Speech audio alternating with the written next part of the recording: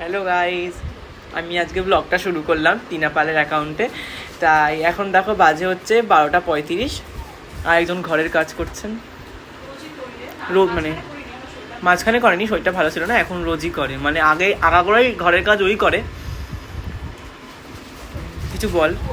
শরীরটা ভালো নেই, কাজটা করতেই হবে। সেটাই,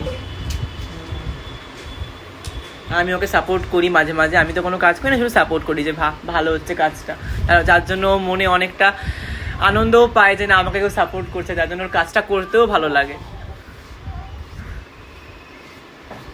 বাইরের ওয়েদারটা খুবই সুন্দর, দেখো এখন আমার রোদ্দুর উঠেছে, কিন্তু ঠান্ডা আছে, ঠান্ডার জন্যই ভালো লাগছে। ঠান্ডা আছে, রোদ্দুরটা উঠলে তো আবার গরম লাগছে, ব্যাপারটা হচ্ছে ওটাই, রোদ্দুর উঠলে আবার গরম লাগে।